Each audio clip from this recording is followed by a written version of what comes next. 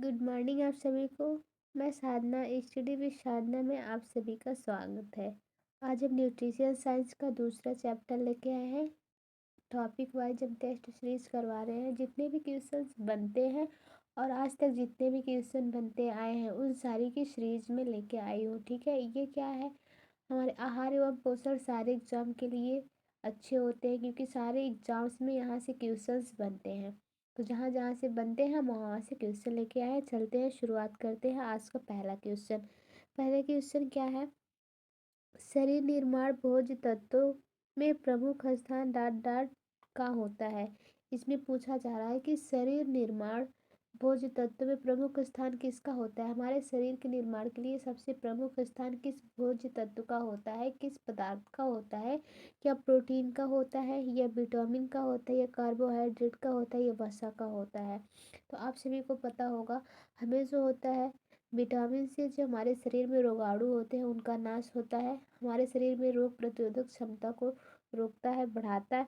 इधर कार्बोहाइड्रेट क्या होता है, ये हमें एनर्जी देता है। वसा भी क्या करता है, हमें एनर्जी देता है। प्रोटीन भी हमें एनर्जी देता है, लेकिन ग्लूकोज के रूप में नहीं देता है। ग्लूकोज जो होता है तुरंत टूट कर हमें एनर्जी देता है। प्रोटीन जो होता है वो तो हमारी हड्डियों को सुरक्षा करता है, हमारी हड्डियों को मरम्मत करता है, हमारे शरीर का निर्माण करता है। क्योंकि प्रोटीन की आवश्यकता जो होती है वो जन्म से मतलब गर्भावस्था से स्टार्ट हो जाती है। एक शिशु को प्रोटीन की आवश्यकता होती है क्योंकि जो उसकी हड्डियों का निर्माण होता है, देख रेख होता है, वह प्रोटीन से ही होता है। तो क्या हो जाएगा, हमारा पहला आंसर का पहला क्वेश्चन सही हो जाएगा। प्रोटीन हमारे शरीर निर्माण के लिए पोषक तत्व में प्रमुख स्थान किसका होता है, प्रोटीन का होता है। ठीक है, अगला क्वेश्चन हम देखते हैं दूसरा कौन सा है।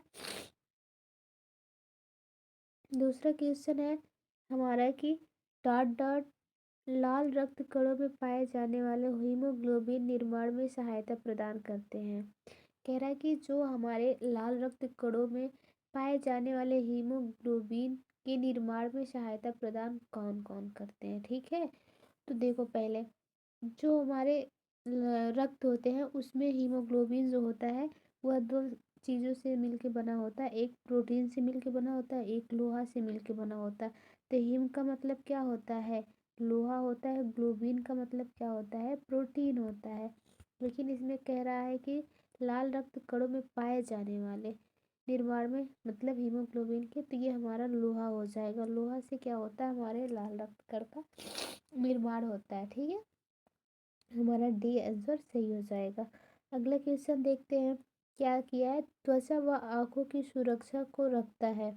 इसमें पूछा जा रहा है कि त्वचा व आंखों को सुरक्षित रखता है। विटामिन सी रखता है, विटामिन के, विटामिन ए, विटामिन डी। तो विटामिन सी जो होता है हमारे बालों दांतों मसूड़ों के लिए सही होता है। के जो होता है रक्त का थक्का जो होता है, इससे रक्त का थक्का बनता है। डी जो होता है इससे क्या होता है, हमें हड्डियों की मरम्मत होती है, हड्डियों की मजबूती होती है। तो आँखों को त्वचा को सुरक्षा हमारा विटामिन ए प्रदान करता है। तुम्हारा गया आंसर सही हो जाएगा, तीसरा का तीसरा आंसर सही हो जाएगा। अगले क्वेश्चन पे हम चलते हैं। अगला क्वेश्चन कौन सा है, इसमें हमारे शरीर में लगभग कितना परसेंट जल पाया जाता है। इसमें पूछा जा रहा है मानव के शरीर में कितना परसेंट जल पाया जाता है। 30% पाया जाता है, 40%, 50, 60%। तो नॉर्मली जो मनुष्य के शरीर में जल पाया जाता है वह 65 से 70% होता है। ठीक है, कहीं कहीं हर एक बुक में दिया है 65 से 70%, लेकिन जो हमारे मतलब इसमें बुक में है वो यहाँ 60 पे आंसर दिया है। तो हमारा आंसर 60 हो जाएगा क्योंकि 30 बहुत कम हो जाएगा, 40 बहुत कम हो जाएगा, 50 बहुत कम हो जाएगा, 60 जो है इसका नज़दीकी आंसर है। तो 60 ही हमारा आंसर सही होगा। ठीक,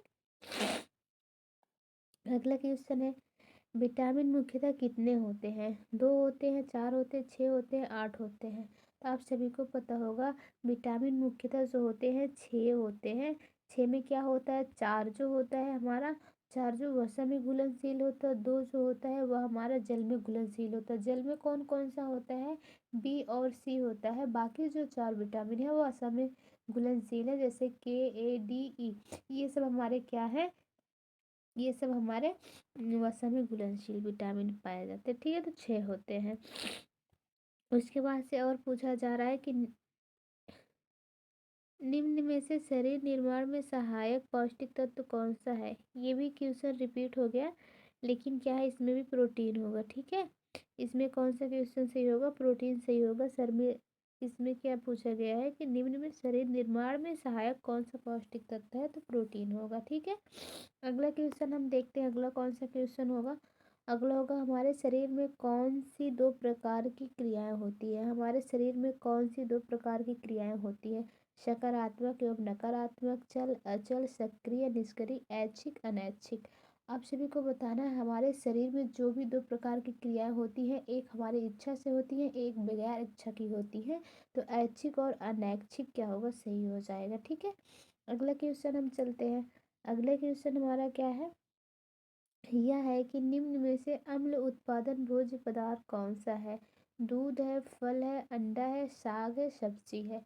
तो अम्ल उत्पादक जो भोज्य पदार्थ है वह क्या है? वह अंडा माना जाता है। ठीक है, हमारे बुक्स में अंडा दिया है, तो अम्ल उत्पादक में भोज्य पदार्थ में अंडा आएगा। ठीक, अगला क्वेश्चन हम देखते हैं। इसमें पूछा जा रहा है, निम्न में से क्षार उत्पादन आहार कौन सा है? मछली, मांस, अंडा, दूध। दूध, मांस, अंडा जो भी है, चार आंसर है। तो इसमें पूछा जा रहा है कि क्षार उत्पादक आहार कौन से हैं? मछली है, दूध है, अंडा है या मांस है? तो इसमें क्षार से उत्पादक जो आहार होगा वो मांस होगा, तो हमारा डी आंसर सही हो जाएगा। ठीक, ओके। अगला क्वेश्चन क्या है? हमारा 10वां क्वेश्चन है। निम्न में से निम्न में से असुरक्षात्मक आहार है? शर्करा है, ताज़ा फलों का रस है, मछली है, पनीर है। देखो, जो फलों का रस होता है इसको भी सुरक्षा की जब बहुत आवश्यकता होती है, मछली को भी सुरक्षा की आवश्यकता होती है, पनीर को ये लोग ज़्यादा टाइम तक नहीं चल सकते हैं। लेकिन शर्करा जो होता है हमारा, एनी टाइम हम बहुत दिनों तक रख सकते हैं, वो जल्दी से ख़राब नहीं होता। और ये सारे जो होते हैं सुरक्षात्मक होते हैं। ठीक है, तो हमारा पहला आंसर सही हो जाएगा। ओके, ये आज का हमारा लास्ट क्वेश्चन है, और हम कल मिलते हैं। आज के लिए इतना ही। बहुत बहुत धन्यवाद आप सभी को। Thank you.